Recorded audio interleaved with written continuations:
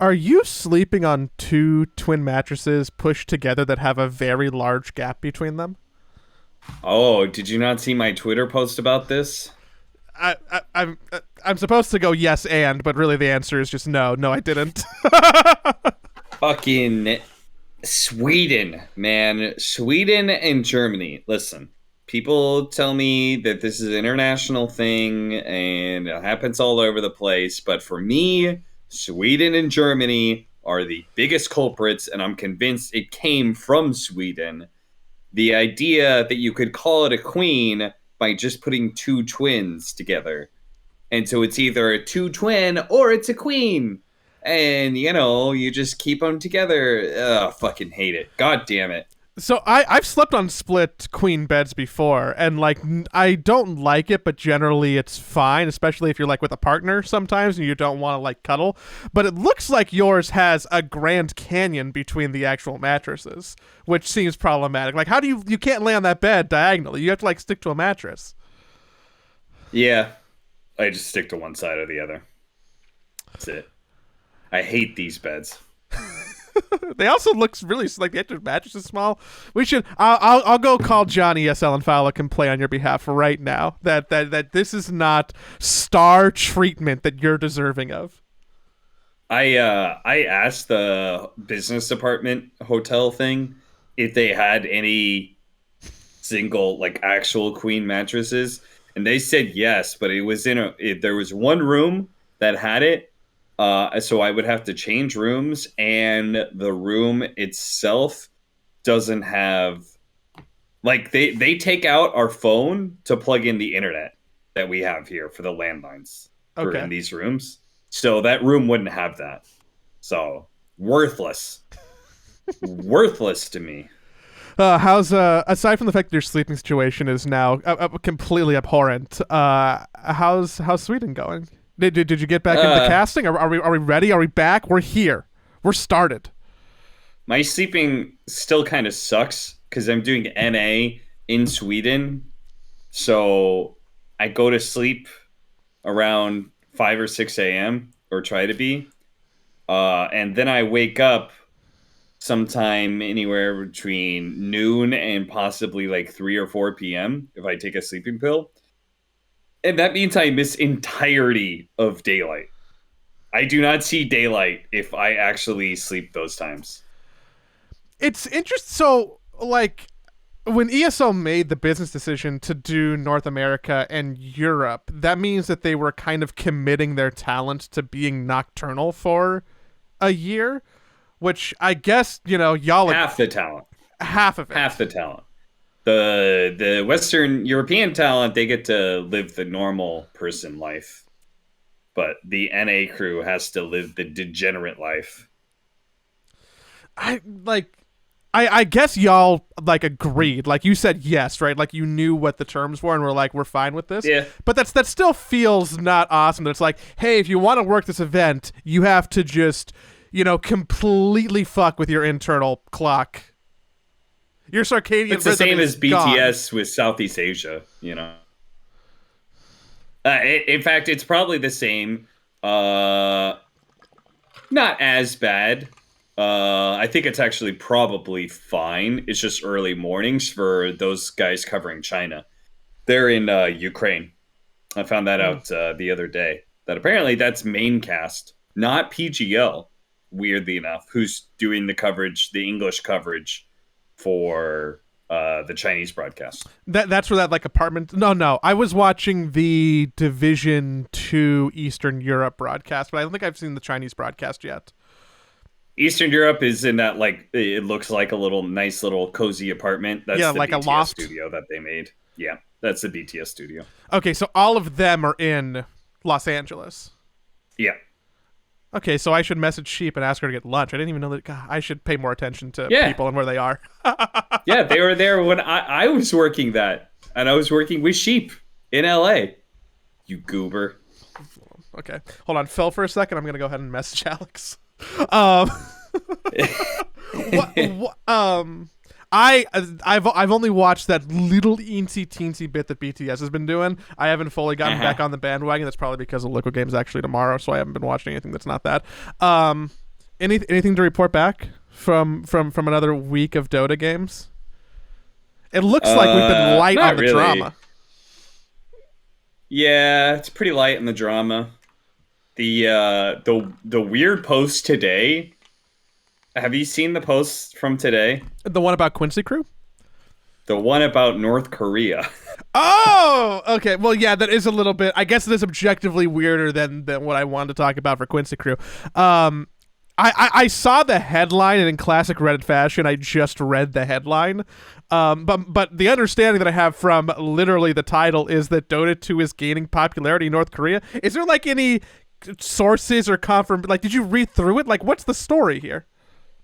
No, it's just what this guy says, and this YouTube video, the Korean YouTube video that I obviously cannot understand. So, and to be honest, like, even if this isn't like a news report or something, so I doubt the veracity of these claims, because also like the guy who posting it is like, I asked a friend of mine who had recently escaped from North Korea.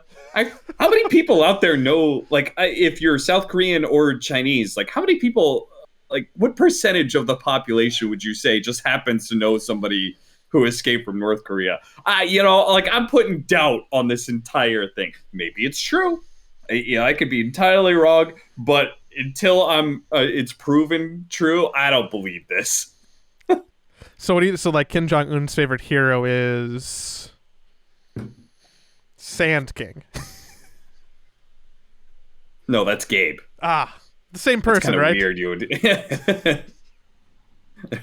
They're both oversized dictators. Yeah, exactly. They both have like entire regimes underneath them and unfathomable wealth. So maybe the actual real story here is that they're the same person. Have you ever seen them in the same room?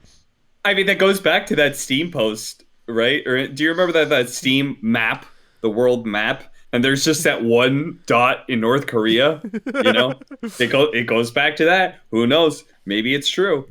We did get into an interesting discussion of, like, how much money would it take you to cast an event in North Korea?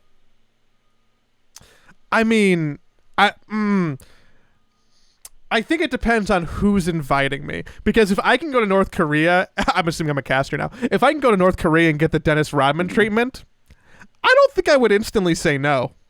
The assumption being that it's the North Korean government inviting you. Maybe not Kim Jong-un, like, personally signing a letter or something, but this is a tournament put on by the state. I would want it to probably be multiples of a normal day rate because I'm assuming that they're going to pay for it. So, like, from a business perspective, I think you could probably get money out of there. If I feel like I can get a safe opportunity to visit North Korea, I'm sure I would be anxious the entire time and on edge and, like, generally unhappy. But it would be really hard to turn that experience down. Think of the story that comes out of it. Think of You're thinking about this an entirely different way. Nobody in the talent group thought of it this way. Nobody.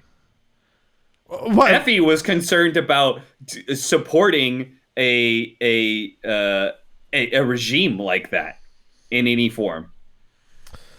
And I'm over there saying, well, if I can get X amount of money, I think that it easily does, like, the good that I can do with that money outdoes whatever, like, weird publicity I would give to the dictatorship of North Korea. I don't know, man. All press is good press. I think I appreciate Effie's morals because apparently mine are weaker because that was not the first thing my brain went to. You were like, I'd go to I think it would be an interesting experience. Meanwhile, I'm over, like, Effie's over there like, I would never do it. I would never support a regime like that. And I'm over here like, it's definitely over $1 million, but, like, it's probably less than 5. There's a certain amount of money to where my morals would just collapse, like full stop. But like, think of the story.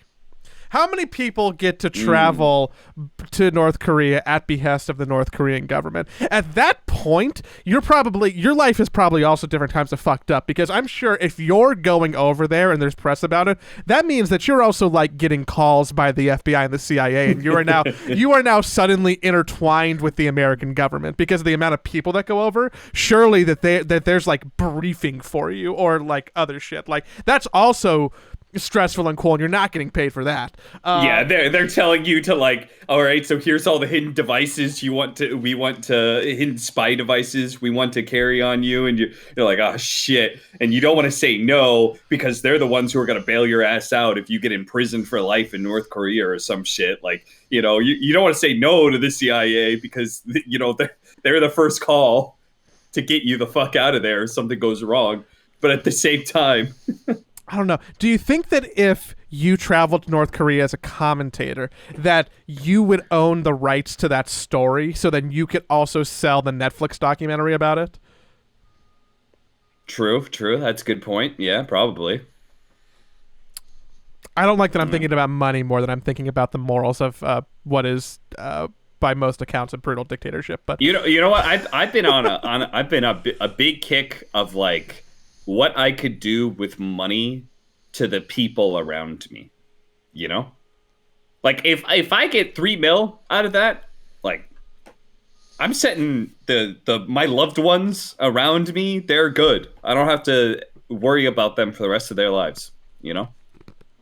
Yeah, I've been on that kick lately. That's how I think about these situations. Because I think we already talked about this, but like my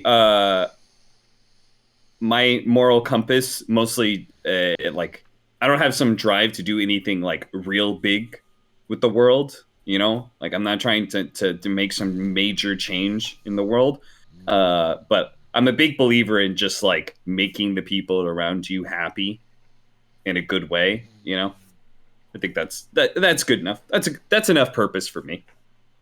So if I could do that, if I could secure the bag for the people around me, you're making good enough for me. You're making small change, macro change, right? Yeah. I'm for that. There's amount of money. I don't know what it would be. I don't know what it would be. It would be a decent chunk, but the life experience that's what's catching me up. If anybody's wondering, this is not an upside down cross. I'm not a follower of whatever saint was crucified upside down, nor am I part of a satanic cult. This is just for the video viewers. Is that a yes. is that a portable speaker? That is a portable speaker. That is a minus and plus sign that are weirdly close together, so it looks like a cross. I thought that was one of those speakers, and then I'm like, is that just the lamp? And then I'm like, I'm gonna ignore this. But I've seen one of those before. Those portable speakers, I love those things. They make my life a lot better when I'm traveling in hotels. I guess I'm just normally using the speaker on my phone as opposed to traveling with a small clip-on portable speaker. I have a big one that I keep in my car. Like I have like a party-sized one for when you want to like it's a different kick feel. It's a different feel when it comes from an actual speaker like that than from your phone. Plus, it means I can be in the bed and be doing like things on my phone without the sound coming like directly out at me. It's more of an atmospheric thing, How much? It makes me more zen. How much of like your general alone time is accompanied by music? Like if you're in that room by yourself, a lot. Yeah, I listen to a lot of music. Interesting. Like if you ever watch my stream, there's almost always music going on. So that's the kind of person I am. I do probably like an hour to 90 minutes a day of podcasting at like during various activities as like a secondary activity, but I really struggle to just have background music on all the time. Like if I'm in my room like doing work or thinking or just browsing the internet, like I don't have a background track going almost ever because I find it a little distracting. It's hard for me to have music just in the background and not be a focus. So I would go not crazy, but like I think I don't work as well. Like even I know a lot of people who like to work, with their chill vibes to study and or relax to, but it Yeah. doesn't really help me do anything. I would almost rather have the quiet and be left alone with my mania and thoughts than try and have the background track. Mm. And if I do, I would rather put on like an audiobook and like listen to something or learn something How than could you just possibly be listening to an audiobook and doing work at the same time? Now that makes no it sense. depends on the work. It depends on the work. If I'm doing like, bookkeeping or accounting, which is I guess the same thing, or you can't do that while writing or doing a lot of creative work, but like menial Uh-huh. task work, that's the time for audiobooking or I mean, podcasting. yeah, I get that. I'm just not sure what menial work I like do. I like okay, so so when I was at the paper factory, right, driving a forklift, picking shit up, putting it down, picking shit up, putting it down, picking shit up, putting it down. Like I don't need to think about that at all. It's very much a physical, and like all the thinking is like I don't Subconscious know even almost, know like, what the yeah. word is. Yeah, I don't know if it's subconscious or like reflexive or whatever. It's just like I don't have to think about that literally at all. So bookkeeping, I feel like you have to think about that a little bit. Eh, Numbers, just you're make an writing down things. just make an Excel spreadsheet. I do my taxes while listening to War and Peace every year. Like I don't see what the big deal. Let's see. This guy's smart.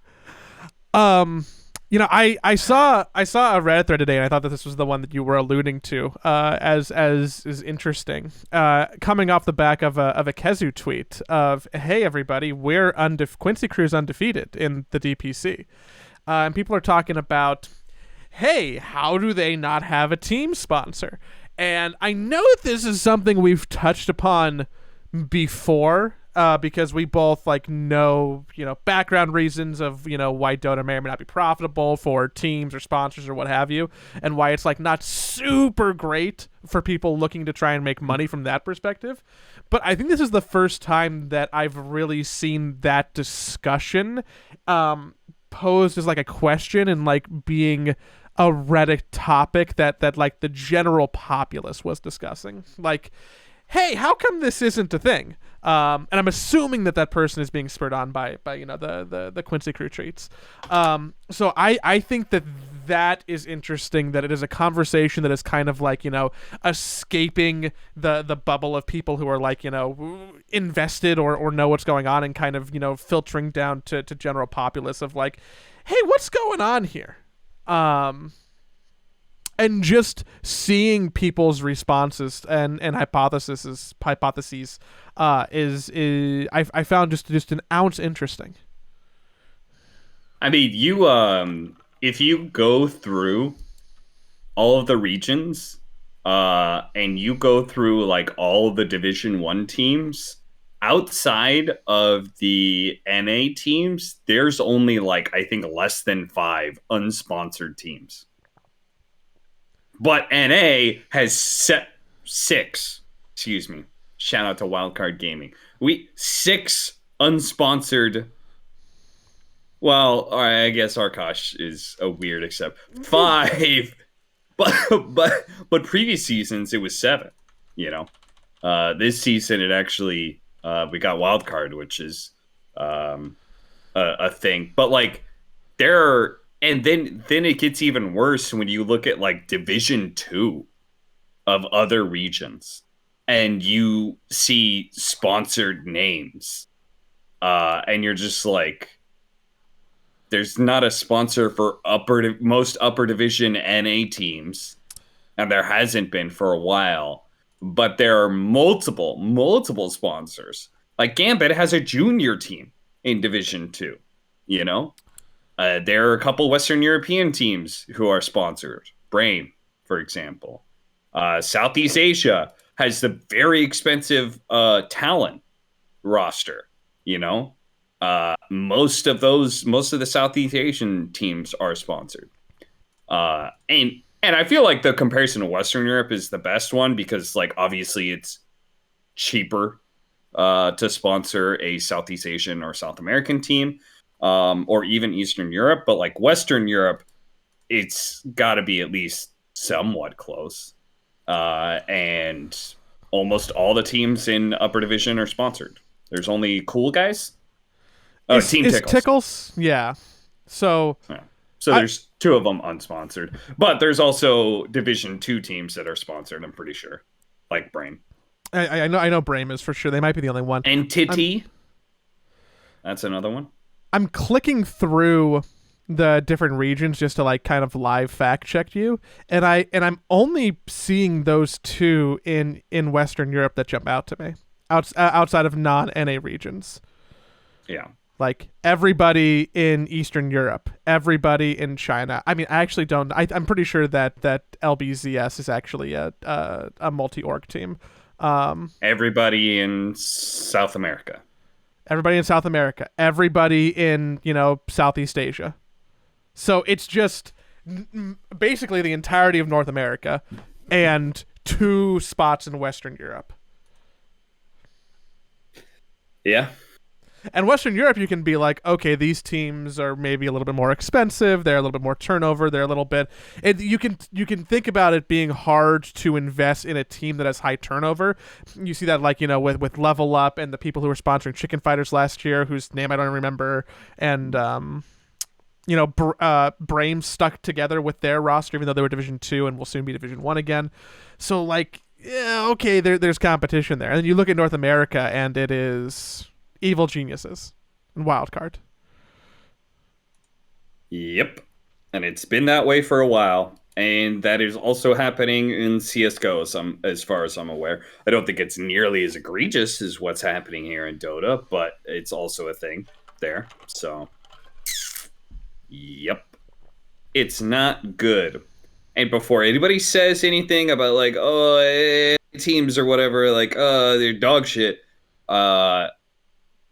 I want to remind people that Quincy Guru got 9th through 12th at TI. Evil Geniuses also got 9th through 12th, but they were also back-to-back major champions. And Undying got 13th through 16th. None of the NA teams got dead last. None of them bottomed out of groups. And Undying, as an example, the worst team of NA, won more games at TI than they lost. So let me just cut off that argument real quick of like, NA teams are like total dog shit and like they don't deserve being sponsored because they're doing better than other regions with no sponsors and only 3 slots and no opportunity to go to majors.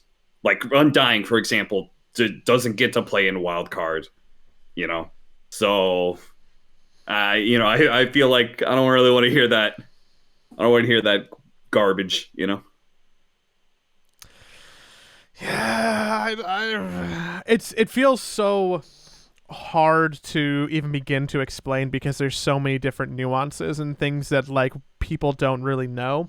But I wonder if the conversation shifting and more people discussing it in public on Reddit, on Twitter, what have you, will spur any type of people who want to maybe try and take a swing on a roster, or I don't know, I would say some type of change from the top, but I genuinely don't even know what that would be. Like at the end of the day, it's a business decision with a lack of money to be generated. Yeah. The top Reddit comment, I think in that thread, the bottom paragraph they say is that the Dota esports scene is ultimately good for Valve and a risk for everyone else. Which I don't know if that's like, I don't think that I'm not sure if that's entirely fair. Like 4 or 5 years ago, I felt like Valve was like very clearly choosing 2 different routes in their esports scenes and just kind of like seeing like what happens sort of deal. Like what happens when you give like TI and like a major system in Dota 2 when CS:GO was obviously relatively untouched, especially compared to Dota. So I don't know if that's entirely fair to say it that way. There are obviously other actors that benefit from Dota system. I mean, the number one thing is the players. The players benefit most directly. Now, obviously, a more robust esports scene, and also you have to like limit like who you're talking about at players. When we talk about players, we're really talking about the people at TI Yep. benefit, right? So we're talking about like the top 10% of players, but Like like 100 the people. other, yeah, the other 90% of like people who play professionally to some degree or at least try, um, don't benefit. And even those players who win at TI, let's say like not even the people, like let's say the bottom six, so 13th through 16th, and the bottom two, they might actually benefit more from having a robust esports scene as a whole, because maybe like things like salary, right, would be able to cover the amount of money that they win at TI, right? If they just had like a different system of some kind, whatever it is, and a robust scene that actually it manages to support a good salary, because right now it's like go big or go home, like you either do well at TI and you're set, or it's all been kind of not worth. I wish I knew what percent of teams, organizations are cash flow positive on Dota. Make money on Dota. I kind of doubt that very many Western teams are positive in Dota. I feel like the Eastern European teams, and maybe the Southeast Asian teams, but I feel like Western Europe and NA cannot be very profitable.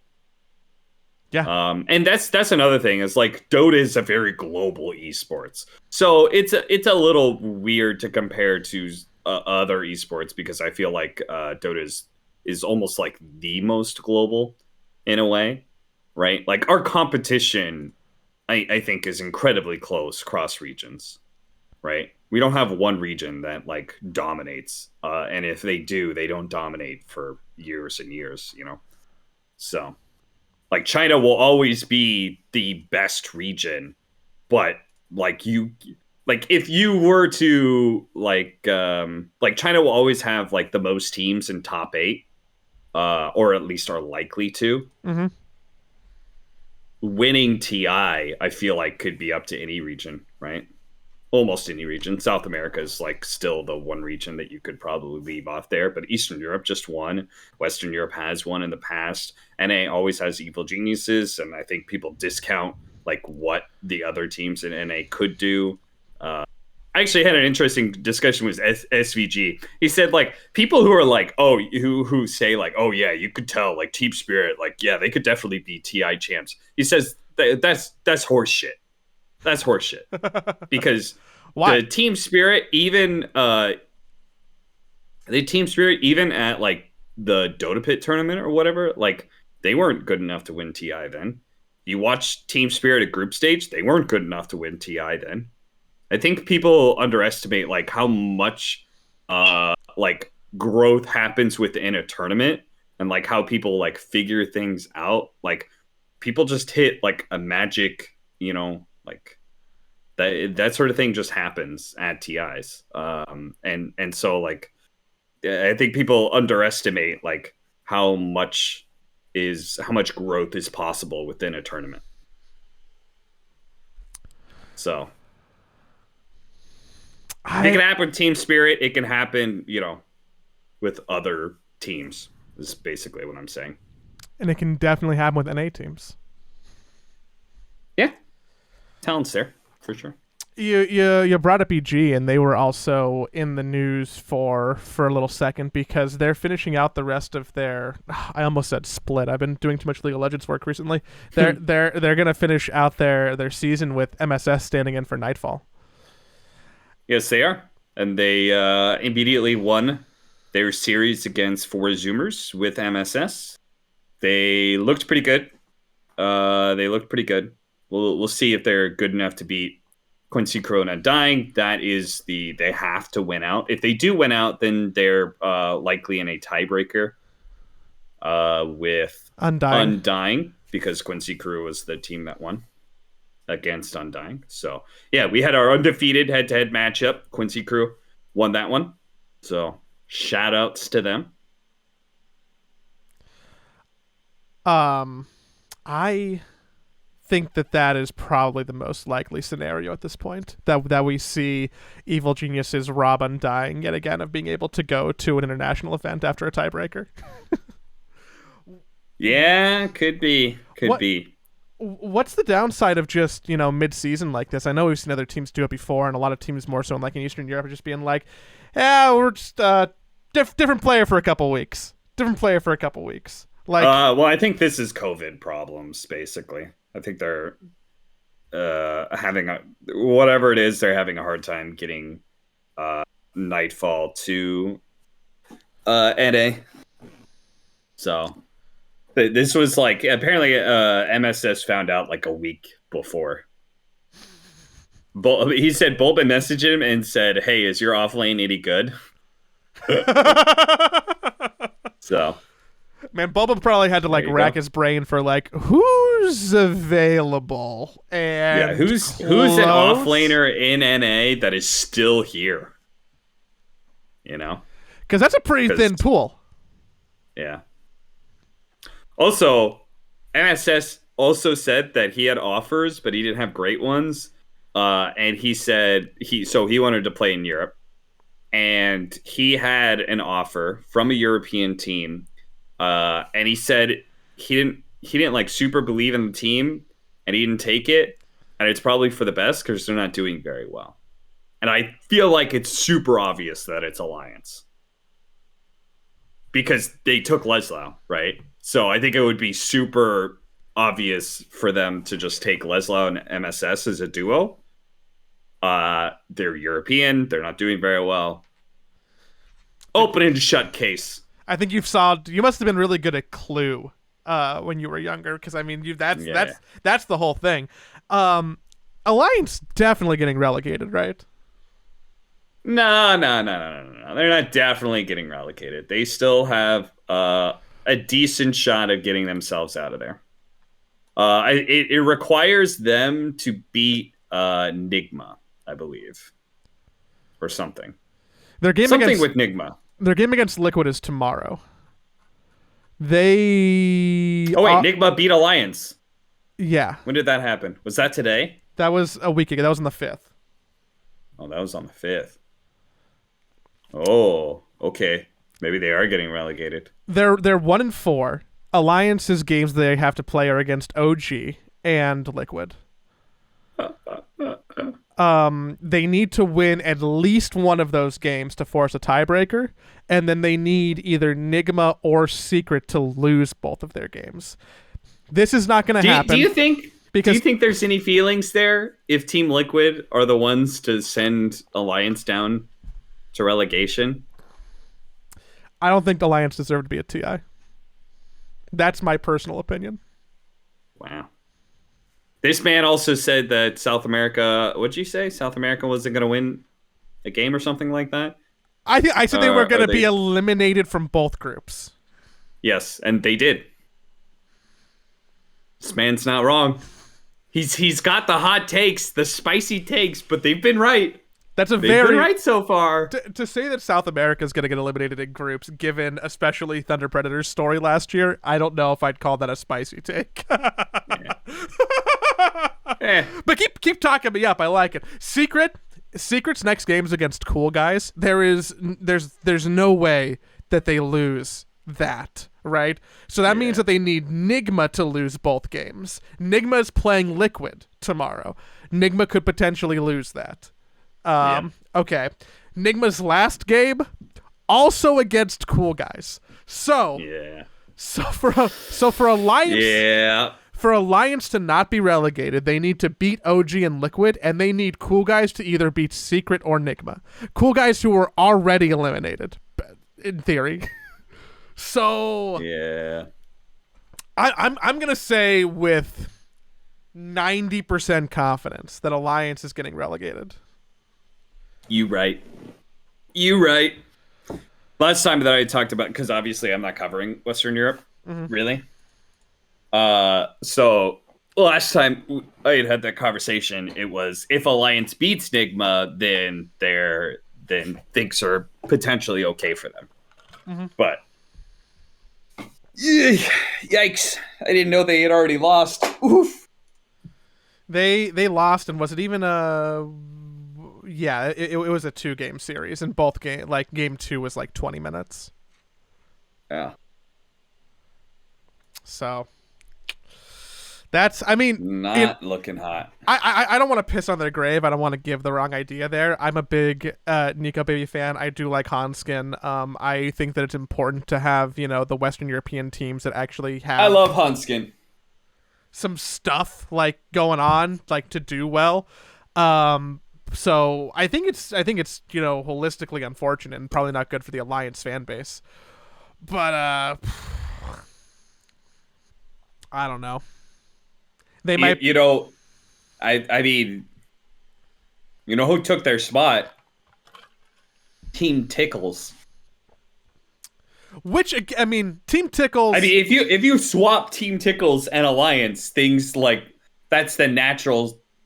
The Western European rankings look a little bit more natural, except for the whole secret positioning. But like everything else looks way more natural. But goddamn, Tickles beat OG. They're 4-1. I believe they're locked in for at least tiebreakers for the major, if not outright for the major. They are not. They're not. I don't think, because they go 4-3, but Nigma and Secret could also still be 4-3. So I think it's. Well, that would still guarantee them for a slot for tiebreakers. Yes. I think you're. Yes. Because I did the Nigma math. and Secret already have 3 losses. That's how I always look at it. When it comes to going to the major, it's always about losses, not wins. So Tickles. I mean, it's hard to say that it's just Viking GG, because really at the end of the day it's just 2 of their players who were transferred over. But hard to argue that they're not doing something right. I'd be interested to see if they maintain momentum into a second season, and also how they do at a major if they end up getting into wild cards, like how they're competing on an international stage. Because I don't. And how do they do with a patch? I think the a lot of potential rankings could get shaken up by a patch.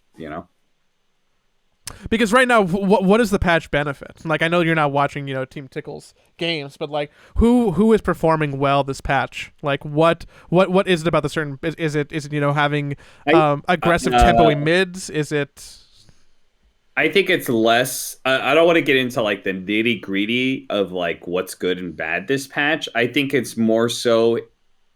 I think it's easier for lesser teams, and I'm not calling any specific team like lesser or anything, but like I think it is better for lesser teams, less experienced teams that like just don't have the wealth of experience that like the absolute best do, for them to be able to take all of the data of the patch and know how to play Dota. Does that make sense? Like basically, so for example, like a great example was Secret in that online era, how they were crazy dominant, but like eventually they just ran out of steam. Mm-hmm. Everybody else catches up to you. But like what the best teams do is they take a patch and they're able to jet out ahead. They're able to fucking sprint out ahead of everybody else. Everybody else is playing catch up and learning from them. But like you give it enough time and enough data, they're going to learn. Like these are motivated people. So they may not have the same instincts for Dota that you have, but they're still incredibly motivated and they're trying their damnedest to go to TI, and like they will catch up to you. Like you don't hold some like secret fucking information because replays are readily available. they can literally just watch Dota from your perspective and learn. So, yeah. So I think it'll be really interesting to see who continues to succeed after there is a patch. Which traditionally we might see a small one before a major, but probably not a giant one. Yeah, probably not. Probably not until the second season, or possibly even the third. Though the way that people are getting real rowdy, I'm assuming it'll be the second. I can't imagine Valve waiting all the way till the third season to drop a patch. I feel like that would because then it would there'd be riots in the streets. It would just be every Reddit post. Everyone would be like, "Guys, the game hasn't been updated in 8 months," which I guess is fair. Launching Ag's Labyrinth isn't really an excuse for people who want to play and have balance changes. Yeah, and as far as like the very limited understanding that I have, I don't think Ice Frog is working on Aghanim's Labyrinth. I could be wrong, but I don't think the balance team is necessarily the same as the content team, if that makes sense. Yeah. That would make sense. I would assume, I know nothing, but I literally nothing. I would assume that Ice Frog's position affords him the ability to just do the thing that he wants to do, and I am assuming that thing is tweaking numbers and adding heroes and looking at gameplay balance. My assumption is that's where he gets his Jimmy's rustled. That's where he gets excited. Yeah, or whoever's replaced Ice Frog, as the conspiracy continues. Does Ice Frog still work for Valve? Does he do anything at all? Yes. I hear that sometimes from pro players, where they're like, I think that everybody has their conspiracy theory that Ice Frog left at a certain time because Dota changed. From their perspective, Dota had a fundamental shift that they don't think Ice Frog would have done. And some of that I can agree with. I think there is 100% in my mind a period of time where Ice Frog did not have his hands on the wheel, because you remember there was a period of time where we had some changes, and then those changes all got reverted. It's like Ice Frog was like, "Yeah, I don't know if I can really do this anymore, guys. I'm gonna let you guys do the next one." And there were some things that changed. Not even shrines. Well, maybe no. There was some weird stuff that got put in and reverted. And I can't remember what exactly it was, but it was a period of 3 to 4 months where some changes got put into Dota, and they were kind of weird. And then it was Ice Frog's what the fuck are you doing to my gig? Give me that shit. Grabs the wheel back and yanks it. Yeah. Oh man. I'm going to cut out a little bit earlier than normal, not too much earlier than normal, because I have to go film an announcement video for a Counter-Strike player. Ooh, new Counter-Strike player. Ooh la la, CSGO Liquid. I don't even know who's on your team anymore. Who do you got? You've got Elige, Naf, OC. I don't know who that is. I know who Shox is, and Adrian. So you're missing a player. So you have your final player to announce. Yep, gotta go. You guys no longer have Stewie 2K? Oof. Stewie is still on the roster, but he is not active. Oh, okay. He's benched. Yeah, Stewie is benched. Yeah, well, you guys try and extract money from some other organization for him. No comment. Understandable. So I gotta go do that.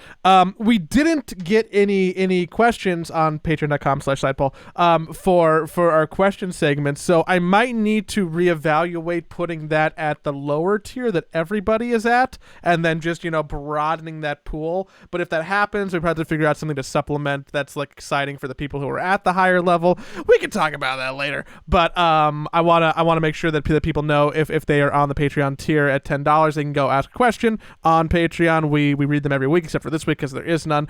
And thank you everybody who signed up again this month. And yeah, I did the plug. We did the show. Now we can go. I'll go hang out with a TBD player that hopefully I can talk about next week. Okie dokie. Have fun with let me think of a super controversial. Simple is too easy to say. Have fun with Pasha Biceps. He's back, baby. He actually is already signed to Team Liquid as an influencer. Yeah, he's in your Poland. streamer, right? Yeah, he's you a guys are streamer for us. upgrading him from streamer to player. Let's go.